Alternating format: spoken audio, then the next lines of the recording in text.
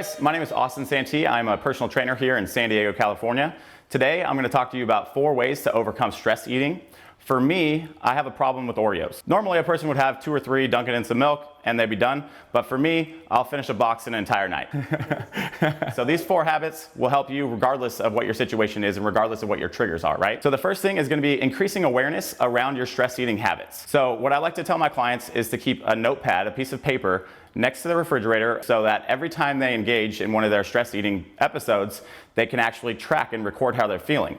You want to understand why you're engaging in these behaviors in order to understand how you're going to fix them or overcome them. Record how you're feeling, why you're feeling the way that you're feeling, before, during, and after all of your stress eating episodes. So for me, the biggest problem I had was after my bodybuilding competition. I decided to overindulge in a bunch of sweets because I was trying to reward myself for being so good for 12 weeks.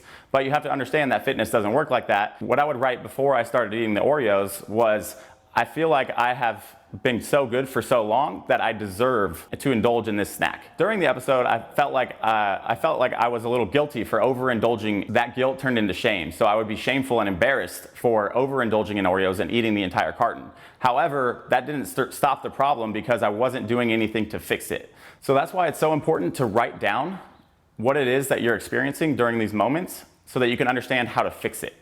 So step number 1 is to identify the problem. Step number 2 is to create alternative habits so that you can fix the problem. For example, go for a 5-minute walk. It could be you could take a time out to play or talk with your kids. It could be you choose a different healthy snack that you can substitute. So in my instance with the Oreos, I decided to treat myself, and that treat became dark chocolate. Dark chocolate is a healthier alternative. It was something that helped me curb my binge eating episode. The third thing that you need to do is develop new systems.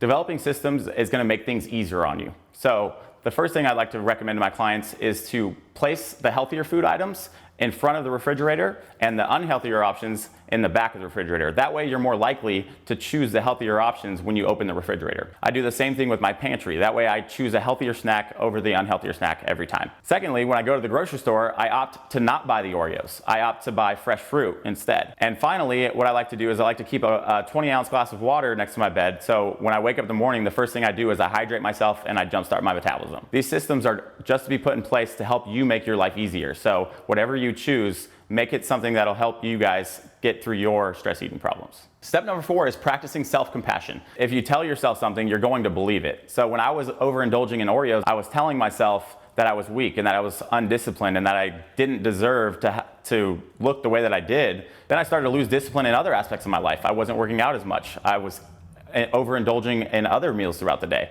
So remember, we're all human. We all make mistakes, but one bad decision doesn't define who you are. You always have the choice to make a better decision the next time. So I want you to go back to your journal. I want you to go back to your food log, and I want you to start writing positive things. Tell yourself that I'm human, I made a mistake, and next time I'm going to be better. I'm going to make a better decision. I am worthy.